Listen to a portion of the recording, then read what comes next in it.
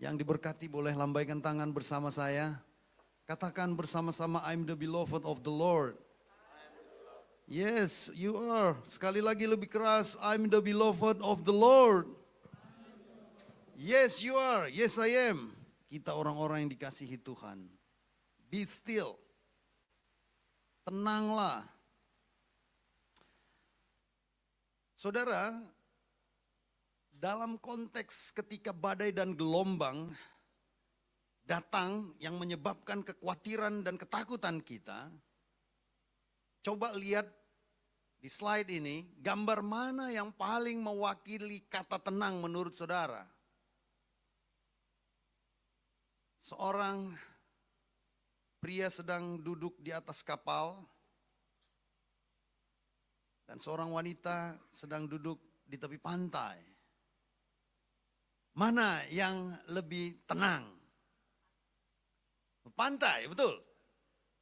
Kalau ada badai dan gelombang, itu lebih mudah datang ketika kita di atas kapal, betul? Ya, di tepi pantai. Tapi bagaimana dengan ini? Duduk di pantai dengan laut yang tenang, atau duduk di kapal dengan laut yang tenang, dengan yang ketiga tidur di perahu di tengah badai dan gelombang. Mana menurut saudara yang paling tenang?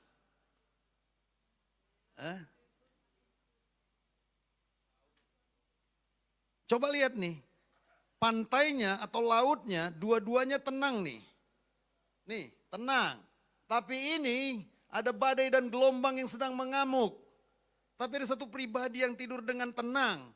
Dan wajah-wajah lain penuh dengan roh ketakutan. Ironisnya 4 orang di antara wajah-wajah yang ketakutan itu adalah pelaut. Sementara yang tidur itu tukang kayu. Satu yang biasa, pribadi itu biasa di daratan. Gak pernah mengalami ditimbus angin badai dan gelombang. Tapi yang mereka itu biasa. Tapi lihat wajahnya, wajah-wajah tegang. Kayak beli celana dalam baru. Masih ketat, tegang. Oke. Tapi coba lihat, perhatikan nih. Apa persamaan dari gambar ini? Tidur di tengah badai atau bersiul di tengah badai? Apa persamaannya? Bersiul, saya udah minta AI bikin gambar ini. AI, can you show me an image, a bird whistling in the storm? Dia bikin gitu, seharusnya dia bisa bersiul. Udah bah katanya, rupanya AI-nya orang Medan. Ada bahnya dia balas. Coba apa? Saudara lihat persamaan dari gambar ini apa?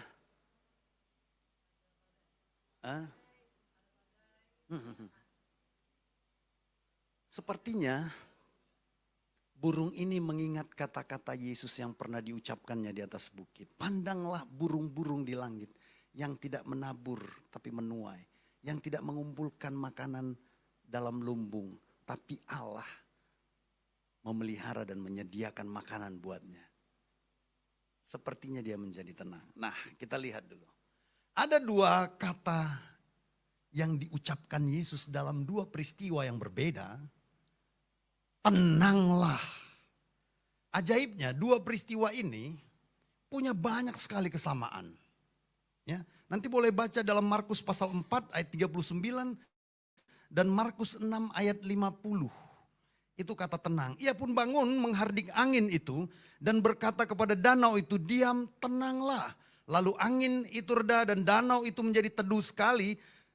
Dan pada kali kedua, Yesus bilang sebab mereka semua melihat dia dan mereka pun sangat terkejut. Tetapi segera ia berkata kepada mereka, tenanglah aku ini, jangan takut. 2 peristiwa ini punya banyak kesamaan. Sama-sama terjadi di Danau Galilea. Sama-sama ditimbus angin badai dan gelombang. Peristiwa yang pertama itu peristiwa pada waktu Yesus tidur di atas buritan kapal. Peristiwa yang kedua pada waktu Yesus berjalan di atas laut. Dua-duanya dalam keadaan badai dan gelombang yang mengamuk. peristiwa itu juga bermula dari kehendak Yesus. Perintahnya, dia katakan mari kita bertolak ke seberang. Dan kali kedua dia juga katakan pergilah ke seberang. Peristiwa itu dialami sama-sama oleh murid-muridnya. Tampaknya Danau Galilea menjadi laboratorium. Yesus mau menyampaikan suatu pelajaran yang sangat penting bagi murid-muridnya. Luar biasa, luar biasa. Dari banyak persamaan-persamaan itu, ini hanya beda sekitar 3 bulan jaraknya, saudara. Yesus sengaja membawa mereka kepada situasi yang sama sampai 2 kali. Mencurigakan, seharusnya gak perlu lagi kalau sudah mengalami hal buruk, kita gak akan mungkin mau datang lagi ke tempat yang sama, betul? Tapi Yesus sengaja membuat momen itu.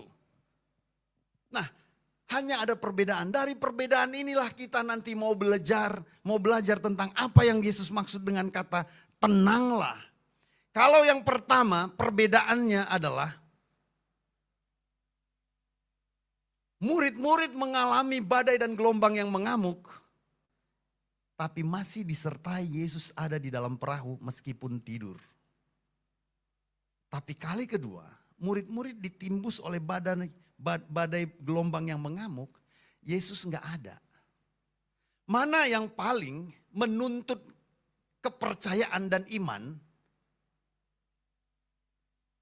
Ketika ada badai dan gelombang, ada Yesus atau tidak ada Yesus? Amin. Itu sebabnya kita mengerti pada kali kedua, rupanya Yesus mau menaikkan taraf iman mereka. Amin. Dan kali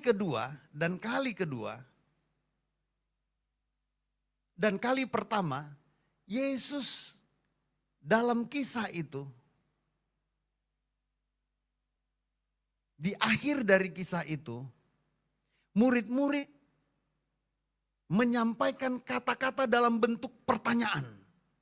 Ketika akhirnya Yesus meneduhkan angin badai dan gelombang yang mengamuk, karena dia dibanguni oleh murid-muridnya, badai pun tenang, lalu mereka semua disebut terheran-heran dan mengatakan satu sama lain, orang apakah ini sehingga badai dan gelombang taat kepadanya? Tapi kali kedua, akhir dari kisah itu boleh baca dalam Matius pasal 14, yang paralel dengan kisah itu. Di akhir dari cerita itu, ketika Yesus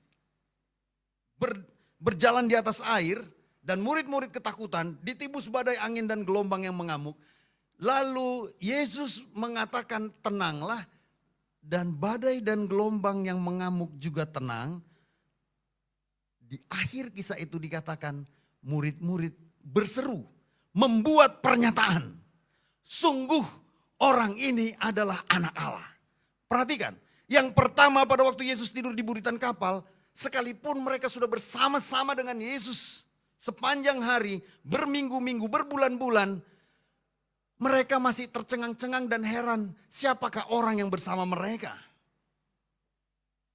Tapi kali kedua, ketika akhirnya mereka melihat Yesus kembali menenangkan angin badai dan gelombang, mereka mengerti siapa orang yang ada bersama mereka selama ini. Dia katakan, apa? Engkau anak Allah. Dan lihat, ini pesan terakhir. Pada waktu Yesus tidur di buritan kapal di tengah-tengah badai dan gelombang yang mengamuk. Perhatikan kata tenanglah, sama-sama perhatikan. Menurut saudara, Yesus mengucapkan kata tenanglah itu kepada siapa? Kepada siapa? Kepada angin, badai dan gelombang yang sedang mengamuk. Unsur-unsur alam yang tak berjiwa, yang tak mengerti apa-apa. Yesus meneduhkan mereka. Memang Yesus adalah Tuhan lautan dan mereka turut perintahnya. Mereka semua tenang, senyap. Tapi kali kedua coba lihat. Ketika Yesus melepaskan kata tenanglah, kepada siapa itu ditujukan? Kepada siapa? Kepada murid-muridnya. Murid-murid yang punya jiwa. Apa artinya? Di kali pertama, Yesus menenangkan badai dan gelombang yang mengamuk. Artinya menenangkan seluruh kehidupan yang sedang melanda. Seluruh kehidupan eksternal dari murid-muridnya yang membuat mereka khawatir dan ketakutan. Yes, Tuhan memang sanggup lakukan itu. Tidak ada pertanyaan, dia sanggup menenangkan badai dan gelombang yang sedang mengamuk seluruh persoalan-persoalan hidup murid-murid yang dikasihinya. Akan tetapi, dia mau menaikkan taraf dan level mereka. Dia mau bikin mereka Christian next level. Dia mau mereka mengalami progresivitas. Dia ingin mereka mendapatkan value yang lebih tinggi lagi. Kali ini, Yesus tidak mengatakan itu lagi sebetulnya kepada badai dan gelombang. Tidak ada catatan itu. Tapi dia katakan tenanglah kepada jiwa-jiwa. Amin. Menurut saudara, mana yang lebih tinggi nilainya? Eksternal hidup kita tenang tanpa ada persoalan dan masalah? Atau jiwa kita tetap tenang walaupun ada persoalan dan masalah? Yes! Percuma kalau Tuhan menenangkan semua sekeliling kita. Memberikan ketenangan, memberikan semua fasilitas kita, menormalkan semua keadaan-keadaan kita. Kalau hati kita juga tidak tetap tenang. Tapi dengar baik, sebaliknya, sekalipun mungkin berkecamuk seluruh kehidupan kita, semua persoalan dan masalah masih tetap ada dan sama dari hari kemarin sampai hari ini. Utang belum terbayar, pekerjaan masih menumpuk. Orang-orang begitu banyak yang menyindir, membuli kita. Semua pencapaian-pencapaian kita masih belum kita raih. Tapi kita tetap bisa tenang, amin. Bukankah itu sebetulnya sejatinya pribadi? Nah, kita mau diangkat Tuhan sebetulnya sampai ke arah sana. Saya tadi mendengar worship leader berbicara tentang kemelut yang berkecamuk dalam kehidupan mereka. Itu sebabnya dengar baik. Itu baik. Kita nggak pernah lagi meminta kepada Tuhan untuk mengangkat semua masalah kita. Nggak perlu. Tapi biar Tuhan memberi kita ketenangan, kelegaan. Dan kitalah yang mengangkat persoalan dan masalah kita. Amin. Itu yang mau Tuhan. Nah itu sebabnya dari kisah ini. Coba perhatikan dua foto ini. Perhatikan dua foto ini. Mana yang lebih tinggi nilainya, value-nya? Tidur di perahu yang ditimbus gelombang atau jalan di atas laut yang bergelombang? Menurut saudara coba kaji sebentar.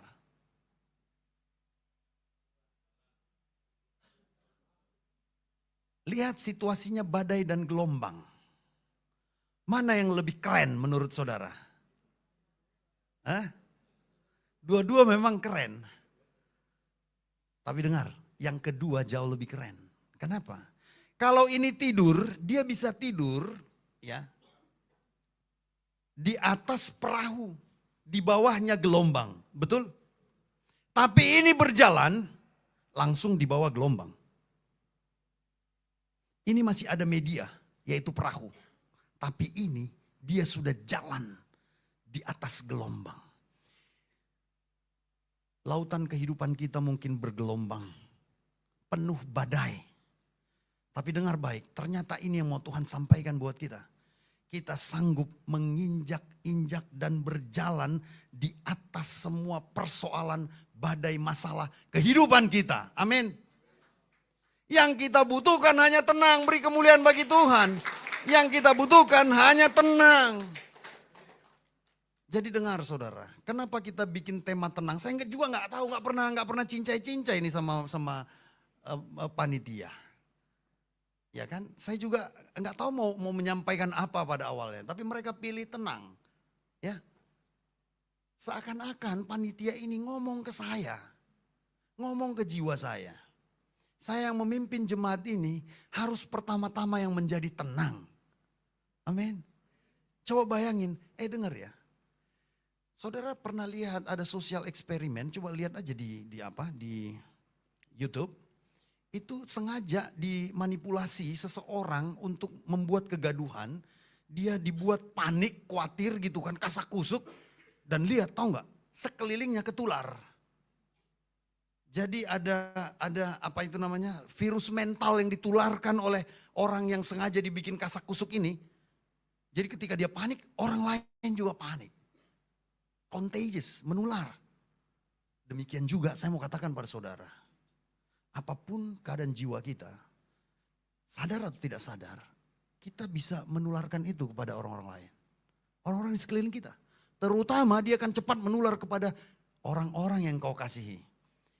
Semua para bapak, para suami, kalau kau panik menghadapi hidupmu, orang yang pertama kau tulari adalah istrimu. Penuh kekhawatiran, istrimu jauh lebih khawatir. Penuh ketakutan, anakmu lebih ketakutan. Tapi kalau kau saja tenang, kau percaya pasti ini memang sedang bermasalah. Ini memang sedang banyak kecamuk. Tapi kau yakin, kau nggak tahu bagaimana caranya untuk keluar. Tapi kau tetap yakin bahwa suatu saat di ujungnya, pada akhirnya semua akan baik-baik saja. Amin. Jadi ketenangan itu sebetulnya bukan keadaan eksternal kita. Itu state of mind, sesuatu yang di dalam. Itu sebabnya saya mau katakan tadi dari gambar-gambar di atas. Bahwa sebetulnya itu adalah keadaan jiwa kita. Yang tenang itu sejatinya adalah jiwa kita. Sama-sama katakan jiwa kita. Ya, itu. Itu sebabnya jangan pernah berdoa minta supaya tidak ada masalah. Itu tidak mungkin. Satu-satunya nggak ada masalah di San Diego Hills. Itu udah nggak ada masalah lagi. Atau di Pondok Rangon. Ya kan? Tapi dengar baik. Masalah seperti angin badai dan gelombang yang mengamuk. Persoalan, kesulitan. Ya kan? Itu justru bisa diubah energinya menjadi ini nih. Ini Chinese proverb. Pepatah Cina bilang, the calm sea does not make a skilled sailor. Enggak ada laut yang tenang yang bisa menciptakan apa ini sailor? Pelaut yang skillful, yang handal. Tapi karena dia menghadapi setiap hari badai dan gelombang, topan, storm, maka dia menjadi ahli. Amin. Sakyong Mifam, dia penulis buku berjudul Running with Mind of Meditation. Ini seorang guru spiritual, ini seorang biksu Zen. Dia bilang begini, the body benefits from movement and the mind benefits from stillness. Kalau darah dan daging kita, tubuh kita ini bergerak, maka tubuh kita sehat. Tapi sebaliknya, kalau mau jiwa kita sehat, dia harus stillness. Paham? Harus dalam ketenangan. Makanya kalau terbiasa panik, kacau, khawatir, udah. Itu semua akan merusak jiwa kita. Toksik kalau orang bilang sekarang. Dan jiwa kita akan mempengaruhi seluruh hidup kita. Bahkan dia bisa naik ke dimensi yang lebih tinggi. Roh kita itu menjadi berpotensi mengiritasi seluruh orang-orang di sekeliling kita. Kalau sampai jiwa kita terbiasa dengan kekhawatiran, kepanikan, ketakutan, ya kan? Maka itu yang akan terjadi. Coba perhatikan ini, Eckhart Tolle. Ini juga penulis buku luar biasa sekali. Dia bukunya sangat terkenal. Stillness Speaks. Ketenangan bicara. Ini saya kutip dari buku itu. Bayangkan jiwa itu bukan hanya mempengaruhi tubuh kita. Tapi mental kita. Wisdom bertahta di mental kita. Wisdom comes with the ability to be still. Jadi hikmat itu lahir dari kemampuan kita untuk tenang. Amin. Sekali lagi, hikmat itu datang atau lahir dari kemampuan kita menjadi tenang. Just look and just listen. Hanya lihat dan mendengar. No more is needed. Tidak ada lagi yang dibutuhkan. Being still. Ini saya sudah habis waktu ya. Oh ya, oke. And listening activates. Lihat ya. Tetap tenang, melihat dan mendengar. Begitu saja. Itu akan mengaktifkan the non-conceptual intelligence within you. Bayangin, konsep non-intelligence. Intelligence konsep non-konseptual. Seperti apa itu? Itulah kecerdasan spiritual. Amin. Non-conceptual intelligence itu hanya dimiliki orang-orang yang always to be calm. Just calm. Still. Tapi nanti lihat, apakah still itu gerak tubuh? Kondisi tubuh? No. State of mind. Let stillness direct your words and action. Perhatikan semua orang-orang yang kecamuk, yang panik, yang khawatir dan takut di dalam hatinya. Bagaimana kata-kata yang dikeluarkannya. Sebaliknya, lihatlah orang-orang yang sudah bisa mengelola jiwanya. Maka kata-katanya akan memberkati. Amin. Osho, ini guru spiritual favorit saya. Pernah seseorang janjikan saya mau ketemu sama dia. Tapi gak jadi. Tapi saya sudah akrab dengan seluruh buku-bukunya. Be silent, peaceful, still. But don't get obsessed by it. Apa maksudnya? Dengar ya, ketenangan itu sampai di dimensi yang paling tinggi ini. Ketenangan itu bahkan jangan diusahakan. Jangan berusaha untuk memilikinya. Karena kalau kita sudah tertekan berusaha untuk menjadi tenang, justru nggak tenang. Jadi ini dia. Saudara kalau sudah tidak tenang, olah nafasmu. Tarik nafas. Yuk sama-sama coba tarik nafas. Tarik dari lubang hidung. Keluarkan perlahan. Waktu kecil saya sudah mempraktekkan ini ketika jari saya kejepit pintu. Sakitnya bukan main. Bapak saya bilang tarik nafas. Saya tarik nafas. Benar. Rasa sakitnya berkurang. Nafas ini digunakan oleh banyak spiritual untuk bermeditasi. Berzikir. Kalau Alkitab bilang berzikir. Meditasi berzikir.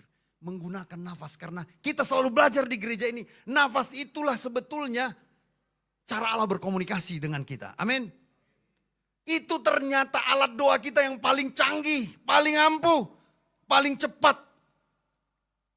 Jadi Osho bilang begini, meditation is a surrender. Meditation atau meditasi adalah penyerahan. It is not a demand. Bukan satu tuntutan. It is not forcing existence your way. Bahkan jangan memaksakan supaya caramu itu harus dilakukan. It is relaxing into the way existence wants you to be. It is let go. Orang yang tenang, dia sudah nggak peduli lagi. Apakah itu sesuai dengan kehendaknya atau tidak. Tapi dia percaya. Yang penting aku sudah lakukan yang terbaik. Selebihnya Allah akan melakukannya. Apa yang menjadi tantangan bagi ketenangan kita adalah kita sendiri yang menciptakan kekhawatiran. Marta sangat khawatir. Kekhawatirannya itu membuat dia kehilangan yang paling berharga. Dia khawatir kalau Yesus datang gak dikasih makan. Padahal Yesus datang bukan untuk makan. Marta tidak memperuntukkan Yesus pada tujuannya. Tidak menempatkan Yesus pada tujuannya. Kalau Tukul datang ke rumah saudara, kita tahu Tukul pasti mau ngelawak. Betul gak? Betul gak? Kalau pendeta Manuntun datang ke rumah saudara, pasti dia mau berdoa. Kalau siapa orang kaya terkenal, Jeff Bezos datang ke rumah saudara, pasti dia mau bagi-bagi duit. Tapi kalau Yesus datang ke rumah saudara, maka duduklah dengan tenang, dengarkan dia bersabda, karena memang itu tugas dia. Dia nggak perlu untuk dijamu makan. Itulah yang membuat Marta khawatir. Makanya dia bilang, Yesus bilang, Marta, Marta, kamu menyusahkan diri dan kamu khawatir tentang hidupmu. Tapi lihat adikmu ini Maria, dia telah mengambil bagian yang tidak akan pernah diambil lagi daripadanya. Sesuatu yang abadi telah dimilikinya. Dia duduk tenang di kaki sang juru selamat mendengar sabdanya. Worry is like a rocking chair. Kekhawatiran itu seperti kursi goyang. It gives you something to do, but it doesn't get you anywhere. Dia sepertinya memberi kita sensasi, goyang-goyang-goyang gitu kan. Seakan-akan kita pikir kita sudah bergerak jauh. Goyang-goyang-goyang-goyang ya. Tapi ternyata kita masih tetap di tempat. Kekhawatiran, kepanikan. Orang-orang yang heboh selalu hidupnya. Yang apa itu namanya? Kalau orang di sosial media. Gegeran. Dikit-dikit geger, dikit-dikit panik, dikit-dikit viral gitu. Tapi kepanikan itu seakan-akan dia sudah sepertinya melakukan banyak hal. Enggak, dia tetap seperti itu. Tanpa kita sadari ternyata kita enggak melakukan apa-apa. Kita enggak punya hasil apa-apa. Itu sebabnya, yuk coba kita nyanyi dulu nih. Mau nyanyi?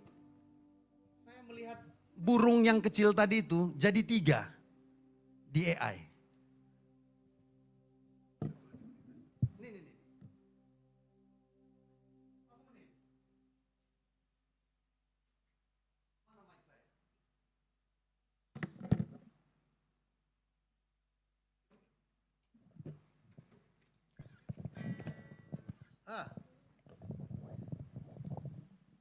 Obat untuk kekhawatiran kita adalah chart diagram ini. Coba tanya begini, tanya dengan kritis dengan chart diagram ini.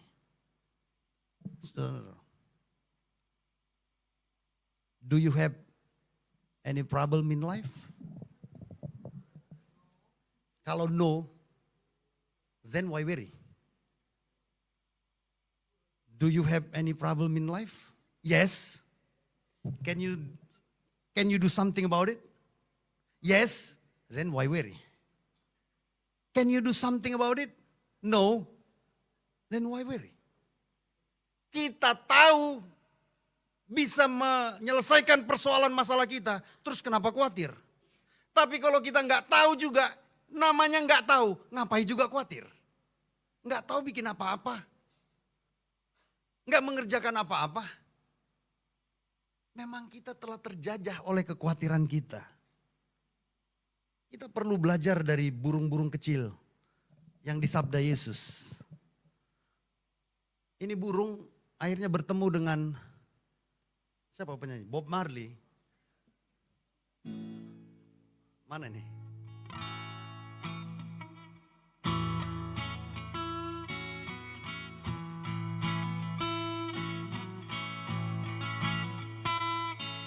Don't worry about a thing.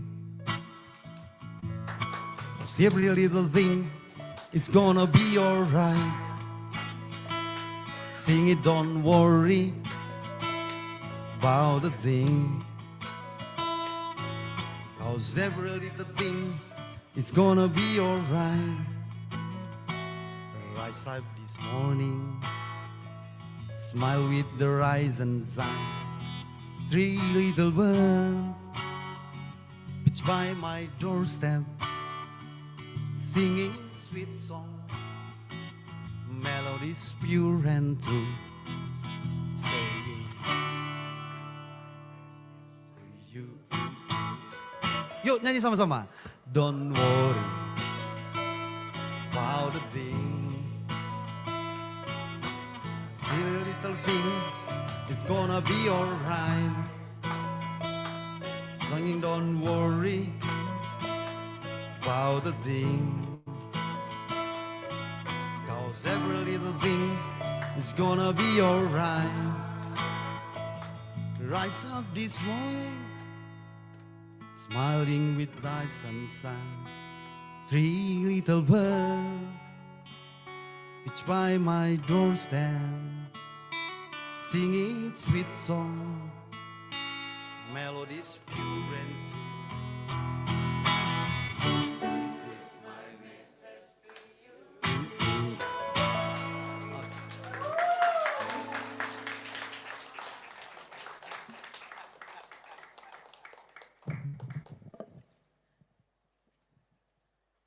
Marilah kepadaku semua yang letih lesu dan beban berat. Aku akan memberi kelegaan kepadamu. Pikulah aku yang kupasang dan belajarlah padaku karena aku lemah lembut dan rendah hati. Dan jiwamu akan mendapat ketenangan. Sama-sama katakan, jiwaku akan mendapat ketenangan. Sama-sama baca dengan suara yang lembut. Mazmur 116 ayat 6 sampai 7. 1, 2 ya. Tuhan memelihara orang-orang sederhana. Aku sudah lemah, tetapi diselamatkannya aku. Kembalilah tenang hai jiwaku, sebab Tuhan telah berbuat baik kepadamu. Saudara tahu, terjemahan orang-orang sederhana tepat seperti itu di seluruh versi bahasa Inggris. The simple. Rupanya menjadi tenang harus menjadi orang yang simple, nggak ribet. Cuma ini kunci ketenangan. Ketika kesederhanaan mewarnai kultur hidup kita menjadi tenang. Yuk saudara, kita nikmati ketenangan dalam kehidupan ini.